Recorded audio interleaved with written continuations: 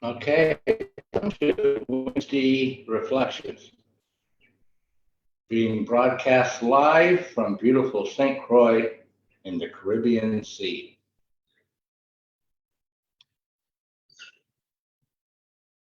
We are, let me start the recording. No, I don't have to have a recording because we are also live on Facebook in the Wednesday Reflections public Facebook group. Okay. All right. Oh. So here we are again. Wednesday Reflections, in which I try to resuscitate the dead, resurrect the not quite fully living.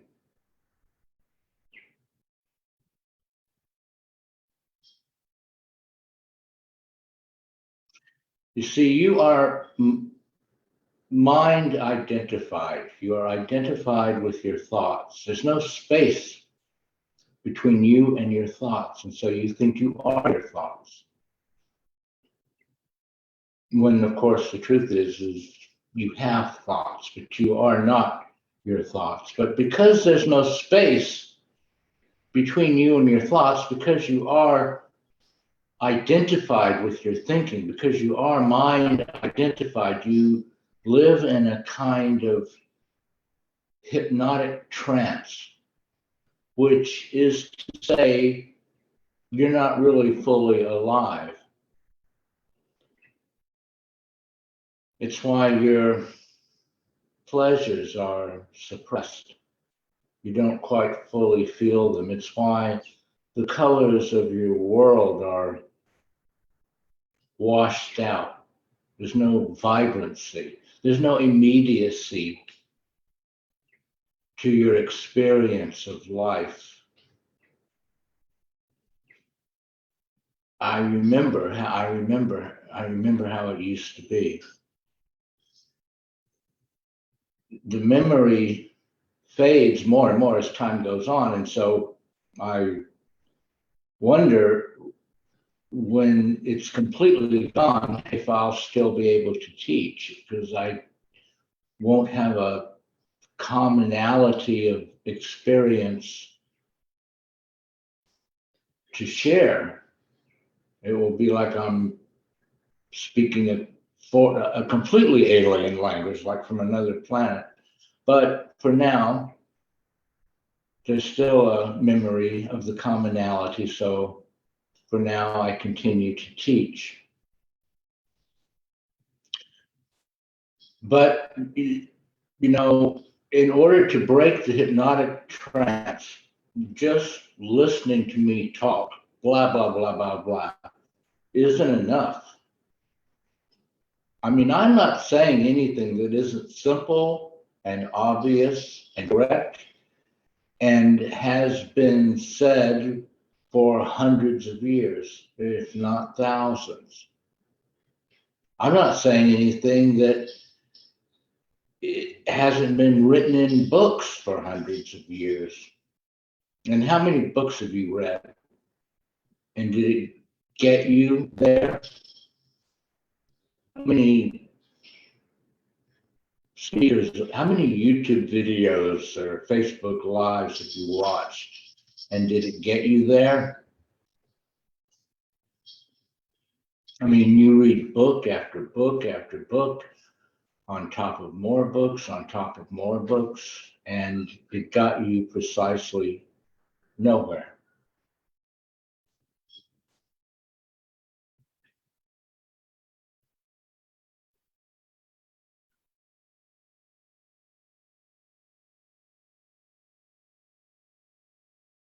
Because this hypnotic trance of mind identification that you are locked into defends itself.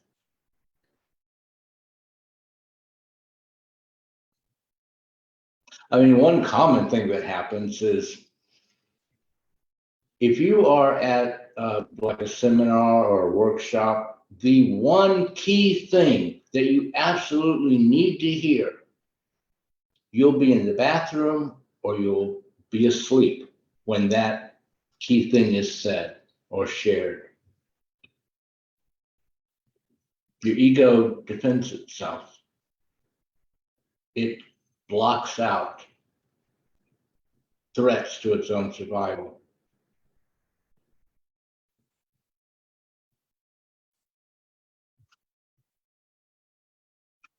So just reading a book or listening to someone blah, blah, blah,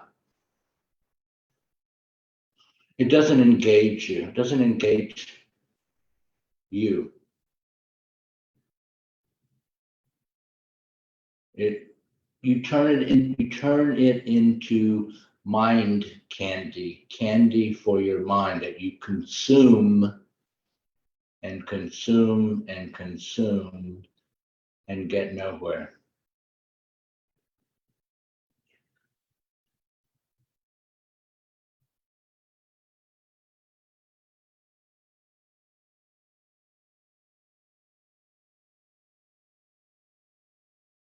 How is it that you, presumably a reasonably intelligent person,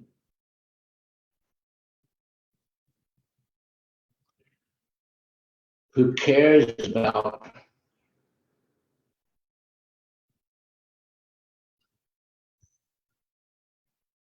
growth, development,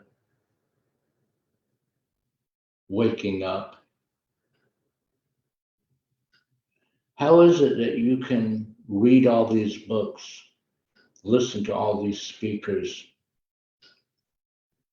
and remain the same person that you were when you started 5, 10, 15, 20, 30, 40, 50 years ago? How does that happen?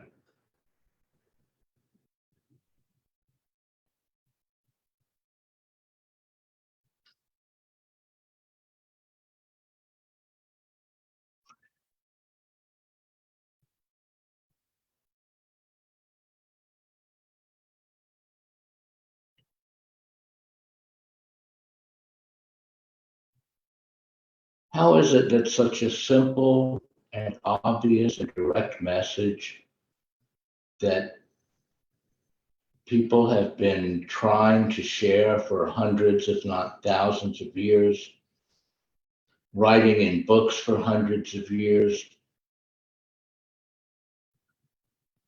how is it that it is grasped by so few people? How is it that that transmission is such a rare event? Well, again, it's because your hypnotic conditioning that turns you into a zombie defends itself. This reluctance to, well, it comes from a fear of fully experiencing life, fully experiencing your emotions, fully experiencing pain, fully experiencing pleasure, fully experiencing the colors and the sounds and the intimate immediacy of your environment and your experiences.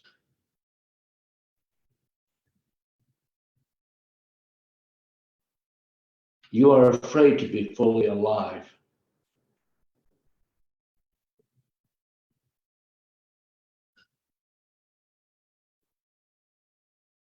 Because when you were fully alive, you got hurt and you fear being hurt again.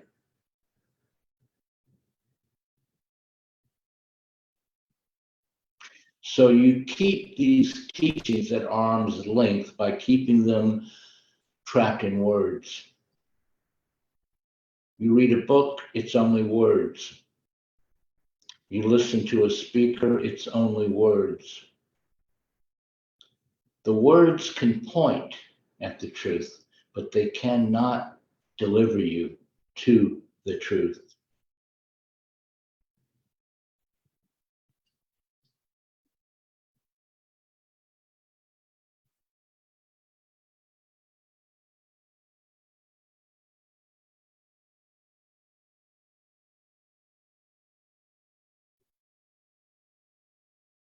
They're like signs that tell you which way the cliff is.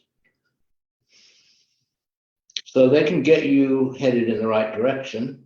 They can get you very close to the cliff edge. But if you want to wake up, you're going to have to jump off the cliff. And no words can tell you how to do that.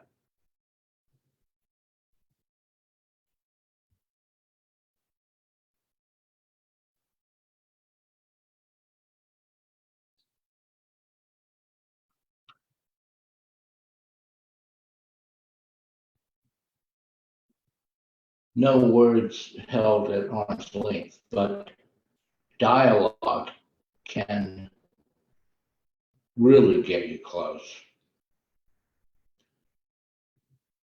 No one can do it for you. No one can jump off the cliff for you. It's like in the movie Matrix, where Morpheus says to Neo, "I can only show you the door. I can only show you the door. It's up to you to step through it."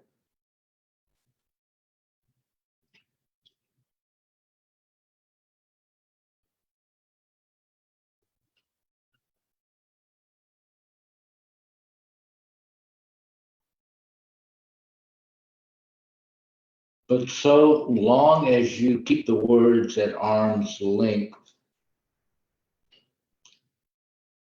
you don't have a chance of stepping through the door or jumping off the cliff. So long as the words remain only words, concepts, you don't have a chance.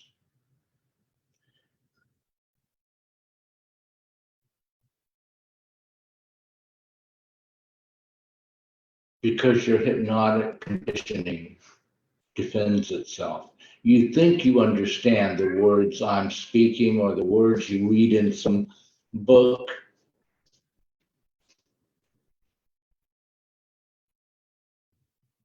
Because they're written in English and you speak English and you're a good reader, you understand words, you can grasp the meaning of a sentence.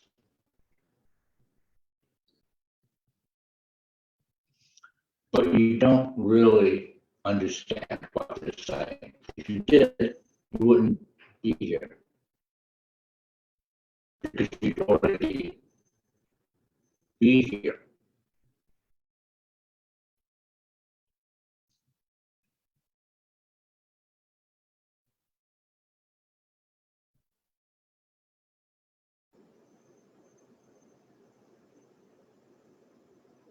You hold them at arm's length by not getting involved with them in an intimate and immediate way. And that's why dialogue, question and answer are so helpful.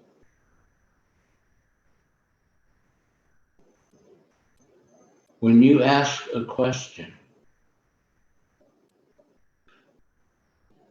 I can begin to see into the ways in which you are deluding yourself.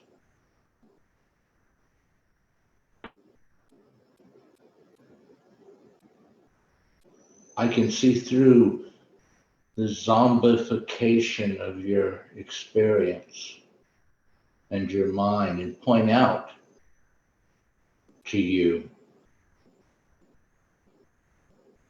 your blind spots and your delusions and the ways you hide from yourself.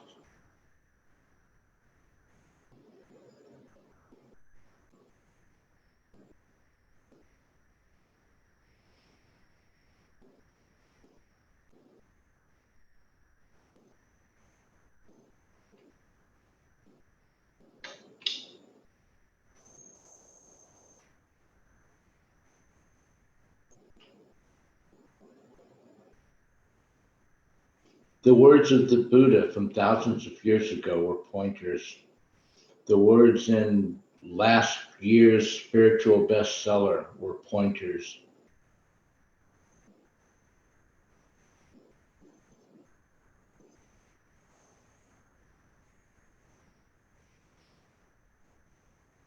The words in dialogue and question and answer are also pointers, but they are well-aimed pointers, pointers specific to the questioner, specific to the questioner's unique ways of keeping the truth at arm's length, of avoiding the immediacy of life.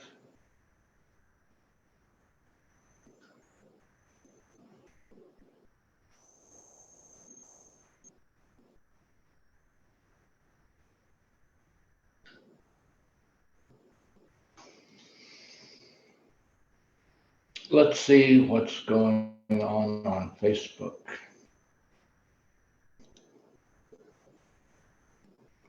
Okay. So that's why the last meeting I invited people to send questions. I'm trying to be sensitive to people's desire for privacy.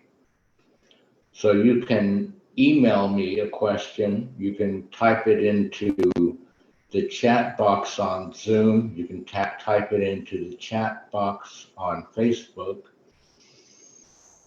Last week I suggested emailing me because I thought that that would give you a week to think about your question, because I kind of put people on the spot just asking for questions ad hoc. So and I did not, I don't think I gave my email address last week, but it's all over. If you're looking at this on Facebook, just go to my profile and the email address is there. But it is Sacred Breath 108 Gmail. So or you can call me or you can text me. I've also changed the settings on Zoom so that you can change your name before you join. So if you are really concerned about privacy, don't turn on your camera and change your name to Patty Pancake, right? And no one will know who you are. And then you can ask your question. And you can also, if you're on Zoom, you can turn on your mic and ask it verbally. I mean, by audio. You might want to have that, more instant reaction, instant interaction. You ask a question, I maybe ask you exactly what do you mean by this, that, or the other. Then we get clear on exactly what it is you're asking, and then we begin our dialogue. Or you can just type it in, or you can just send me an email.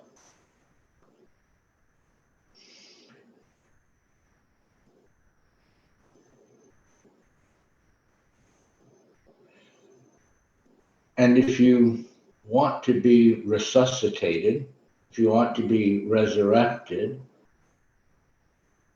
if you want the curse of the zombie to be lifted from you, then you will do that. You will engage in dialogue.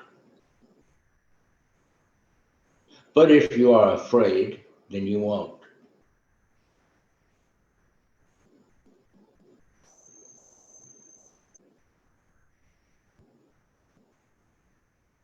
So I've tried to anticipate the various excuses people might have for being afraid and eliminate them to make it as easy as possible.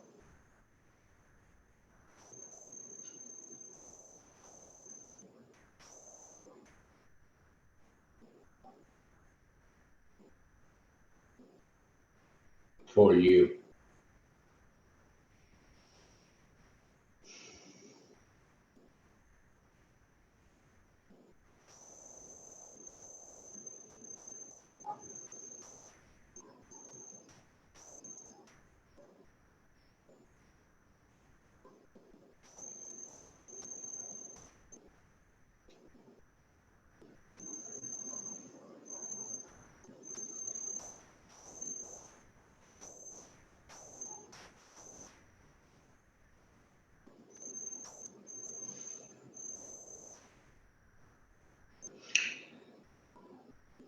Not too long ago, at one of the meetings, I sat in silence for a while, and someone who joined the meeting told me later that they left because they thought there was something wrong with the audio because they couldn't hear anything. They couldn't hear anything because I wasn't speaking, because I was sitting in silence. So clearly that person didn't get it. The words are beside the point.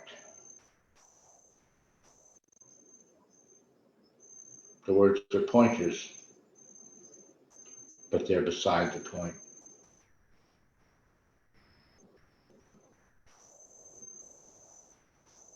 The point is to deliver you from your captivity to mind identification and into the beauty of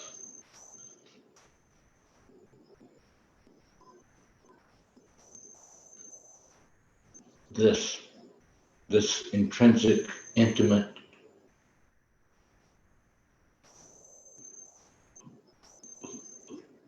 fully awake living of life.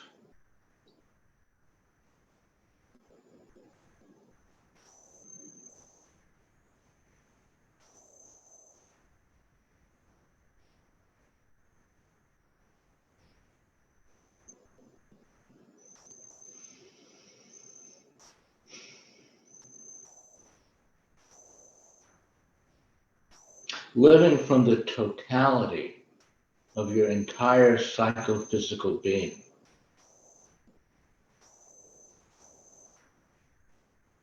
The heart, the body, the energy body.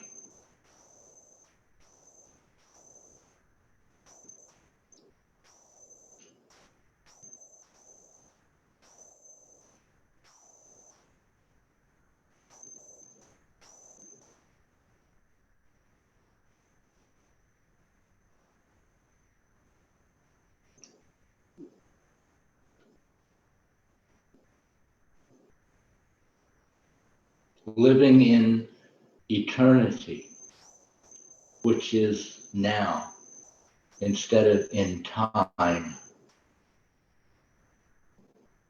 which is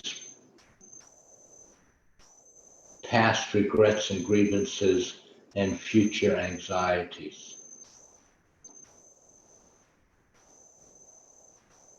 which deadens your sense of engagement in your own life.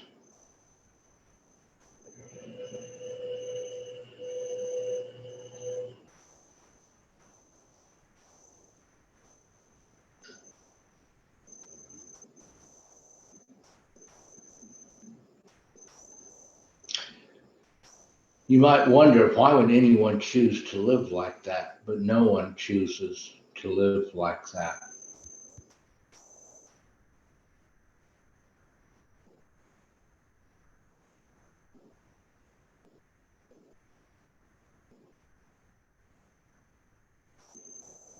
There's no choice involved.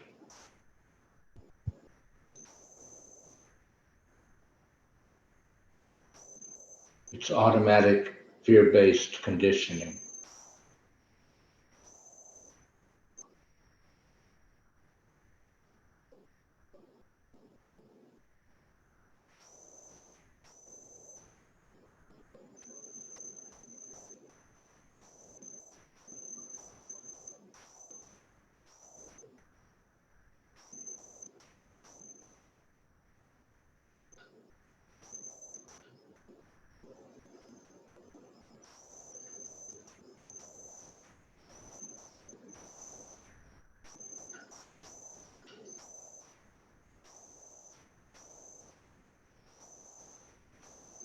It's like the way they train elephants.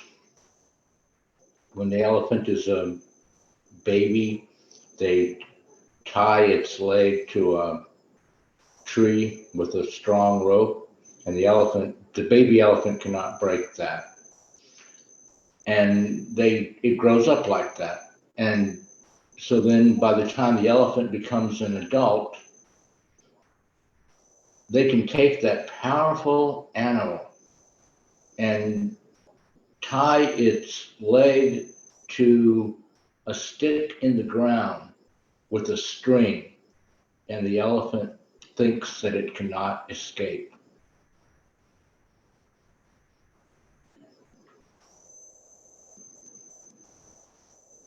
Because it has become so conditioned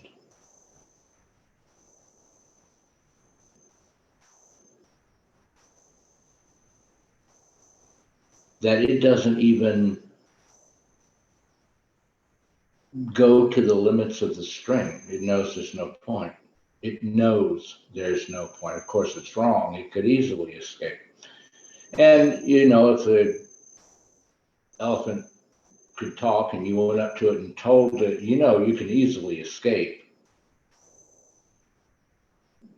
The string, you could break that with no effort at all.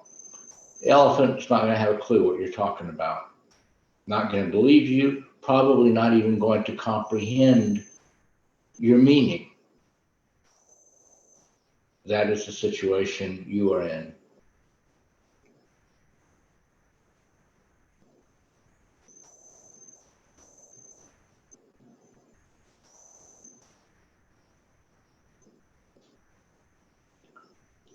So it's not a situation that you chose for yourself,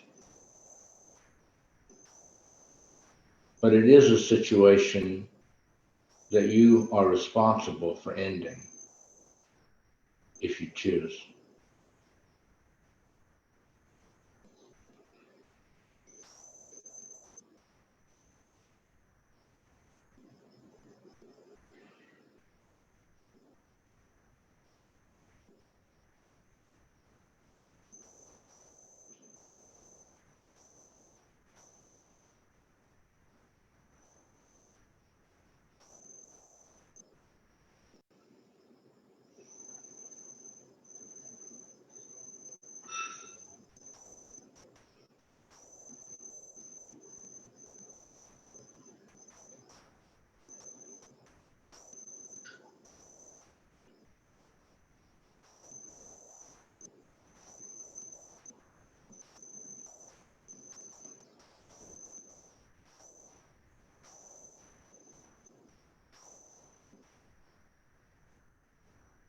So we'll be here every Wednesday at 7 p.m. Atlantic time zone.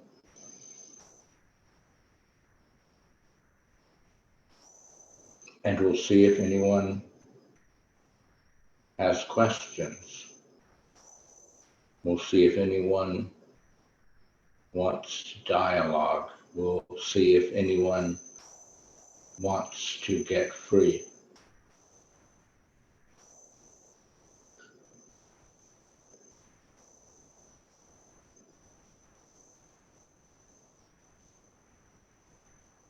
If you want to email me a question that I will answer for you in our next meeting, you could send them to sacredbreath108 gmail.com. Or you could direct message me on Facebook or Instagram.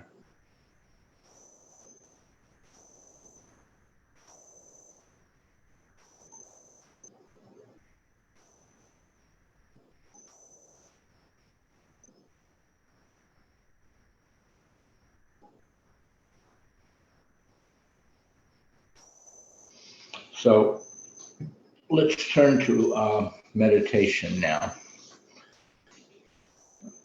A meditation that some people find helpful and useful in getting space between themselves and their thoughts. So you should be comfortable enough that your body is not distracting you from meditating, but not so comfortable that you fall asleep.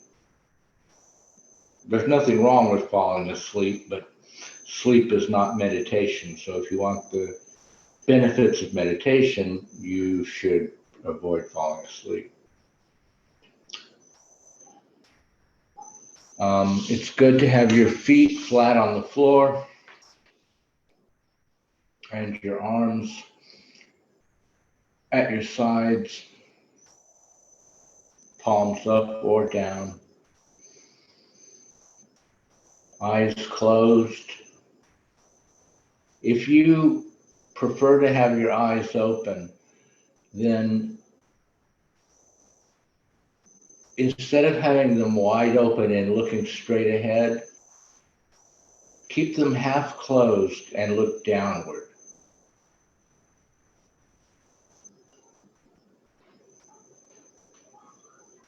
The reason that you want to keep your eyes open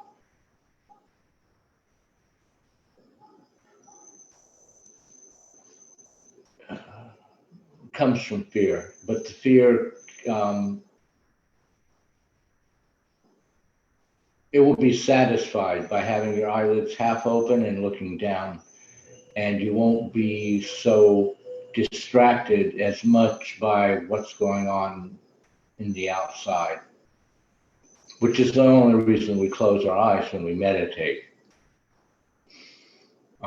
Most people's main, especially in the modern Western world, most people's main way of interacting with the world outside is through the eyes. And so that if the eyes are open, the world outside can be very distracting, and that's going to interfere with the quality of your meditation. So it's good to close your eyes. But if you can't close your eyes, then for you, the best thing to do, instead of staring straight ahead, just look down, shift your gaze down, and close your eyelids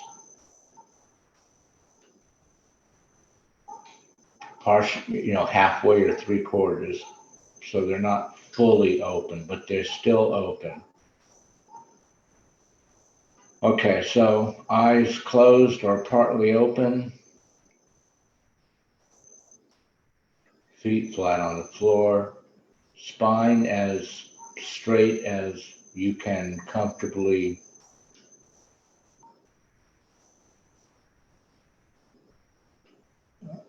get it.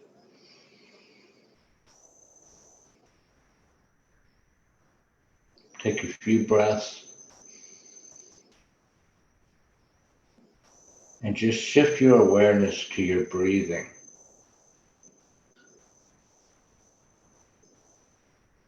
Watch your own breathing.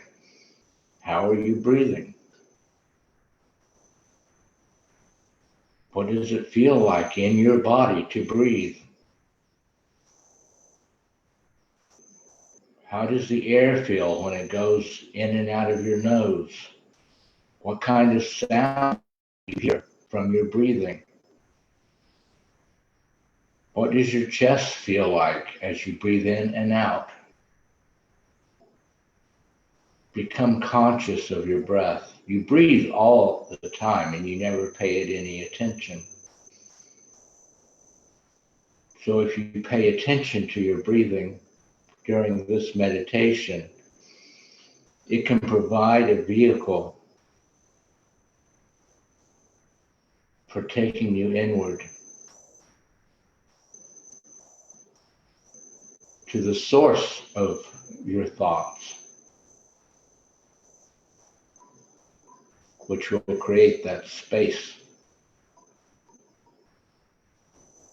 I was talking about earlier between you and your thoughts.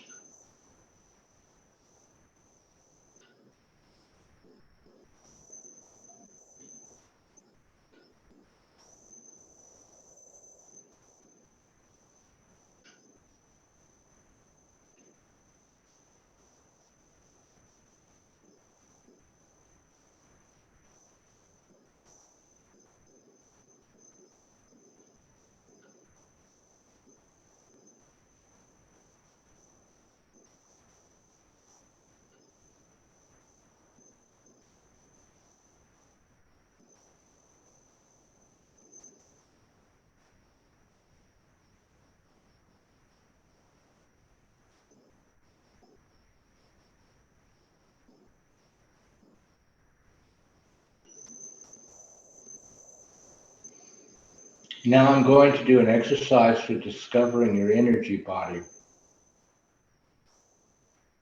which is useful because I found that most people labor under the belief that they cannot feel their energy body. And that's not true. You've just never had it pointed out. And there's a little fun way of doing this. So what I'd like you to do is raise your hand up, right or left, it doesn't matter.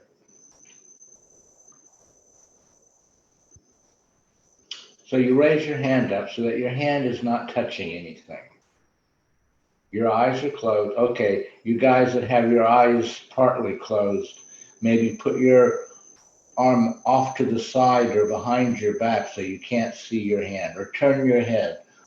I want everyone to have their hand up, not touching anything and not being able to see their hand, right? You can't do whatever you need to do so that you cannot see your hand. And your hand isn't touching anything. It's not touching your leg or your lap, maybe like it was before. It's not touching the arm of the chair. It's just in the air, not touching anything, and you cannot see it.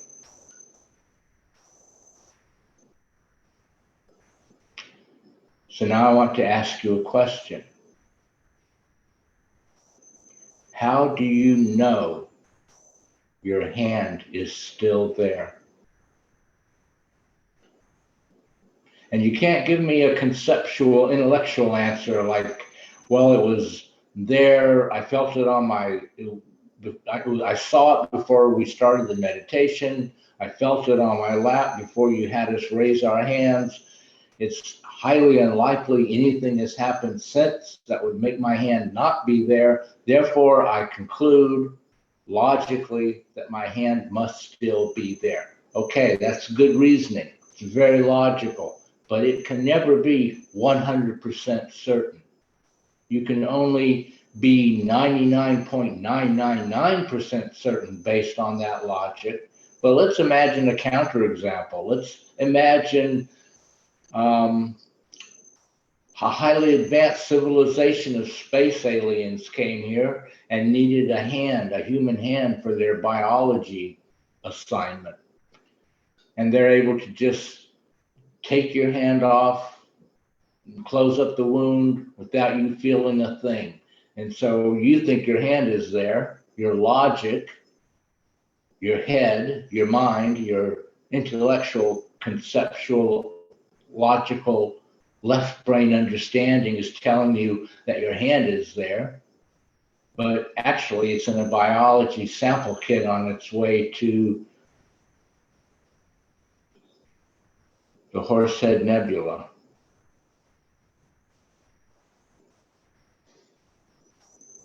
So I'm not talking about logic. I am telling you that you know 100% for absolutely certain, no doubt about it, that your hand is still there.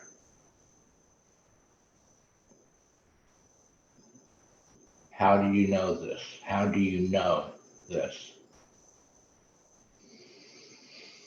Place your attention on your hand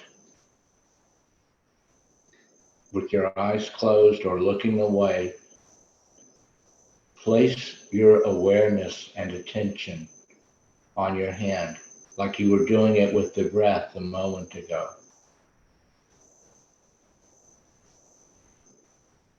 Can you feel it?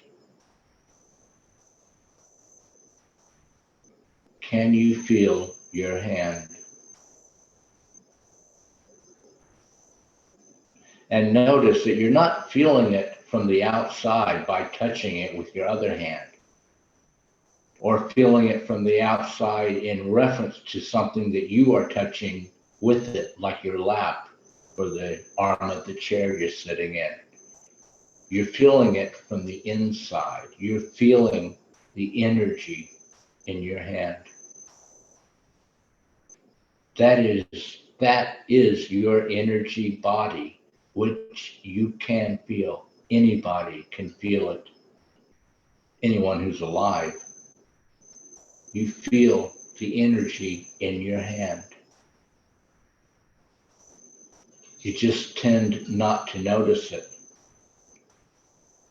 But tonight, I want you to notice it. I want you to place your awareness, your full attention on the way the energy, the life energy in your hand feels. Feel that energy.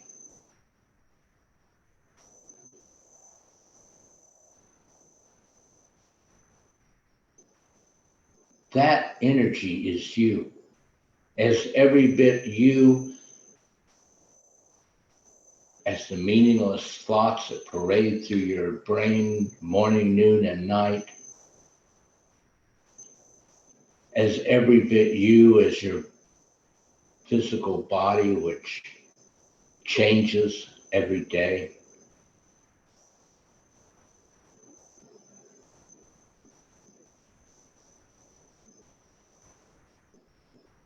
And so it deserves your attention. Feel that energy.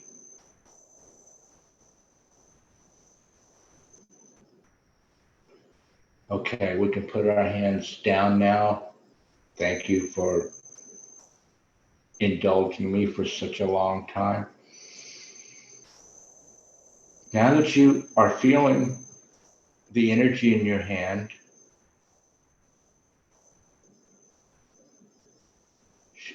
shift your awareness to your other hand. Feel the energy in your other hand.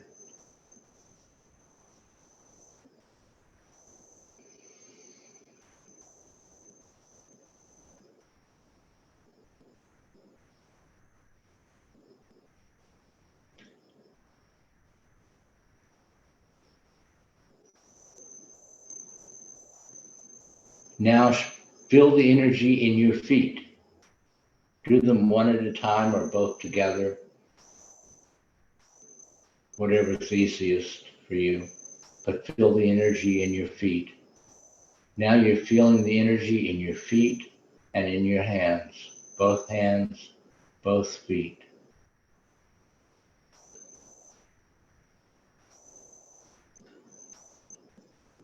And if you can feel the energy in your hands and your feet, then clearly you know the energy is not only in your hands and your feet, it's throughout your body. So feel the energy in your legs and your arms. Feel the energy in your shoulders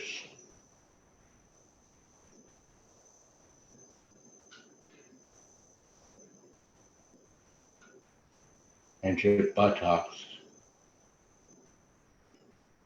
Feel the energy in your stomach and your chest,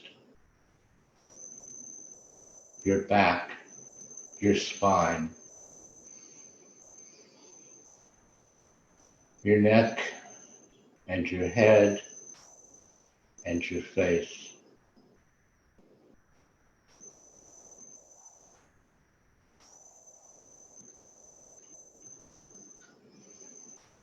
And now return your awareness to your breathing.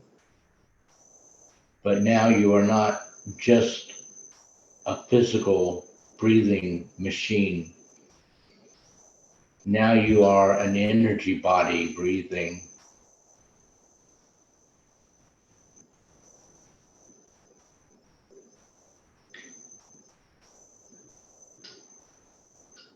Now you are beginning to appreciate the totality of your existence.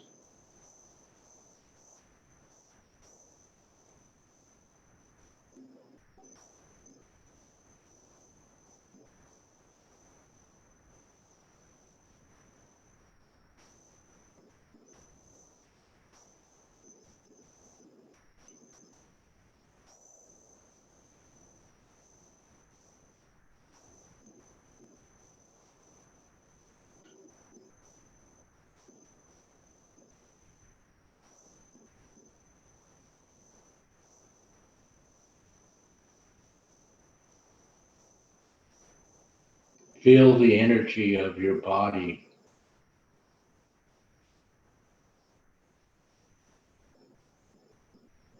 while you attend to your breathing.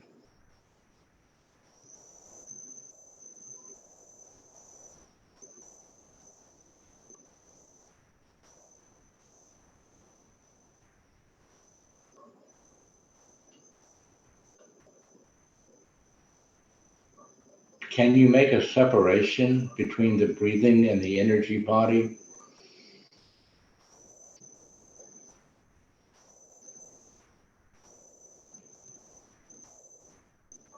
Or are they one whole?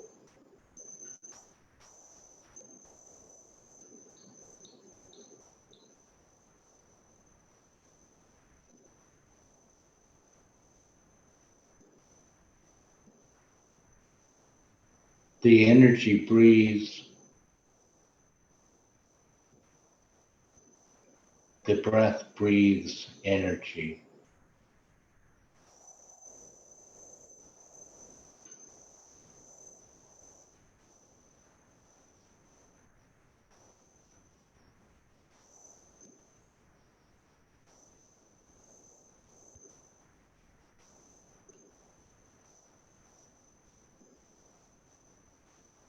And you are in your body now, and you are in your energy now, and you are in your breath now. So you are out of your thoughts.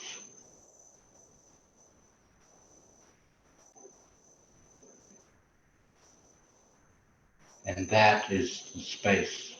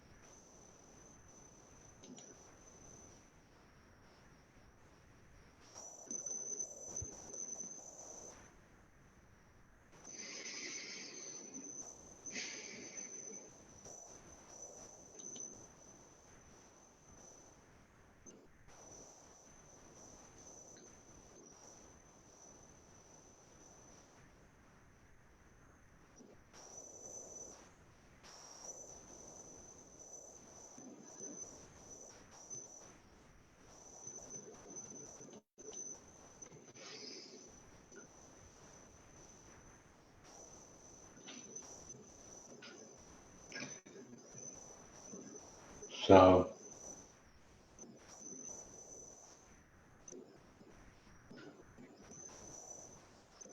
we'll bring this meeting tonight to a close.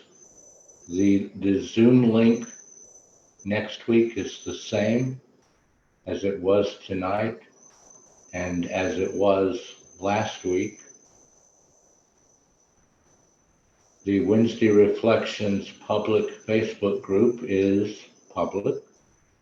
You can watch it there as well if you don't want to join by Zoom.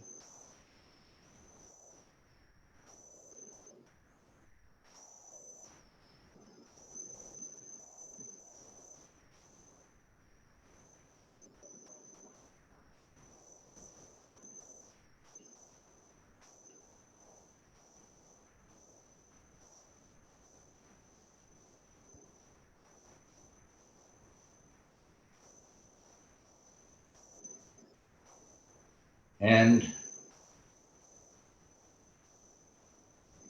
questions are encouraged.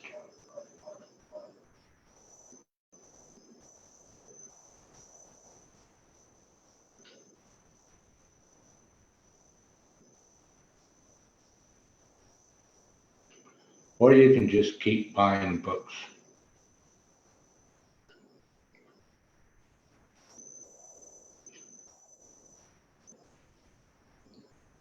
Having philosophical conversations with your friends.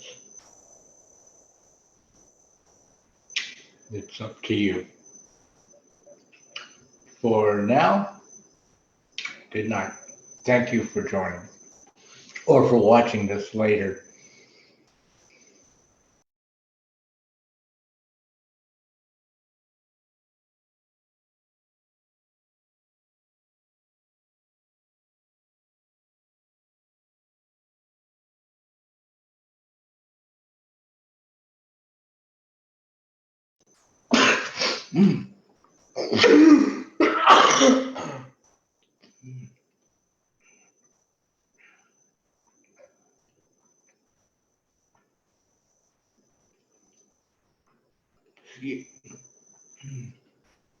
Excuse me.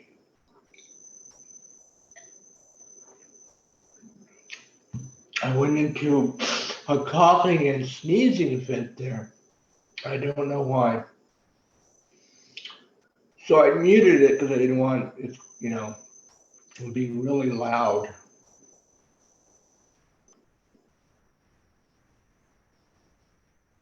But I guess if you were continuing the meditation, you're not anymore. So maybe that's the reason. Um,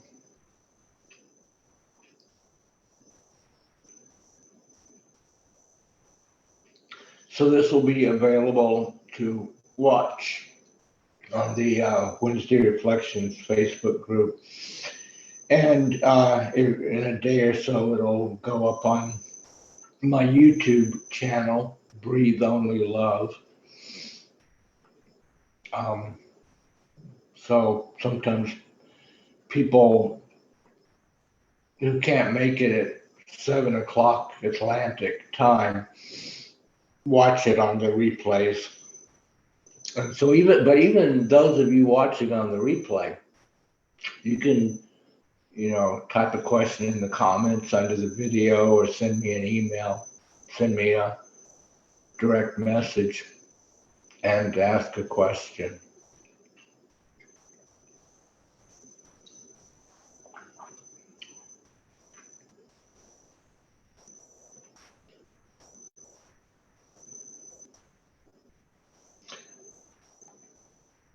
Probably best to ask a question now while I still remember enough about typical experience to give you an answer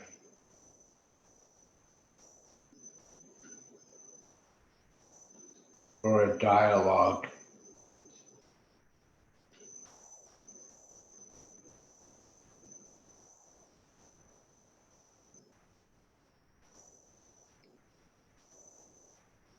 that still makes sense to you.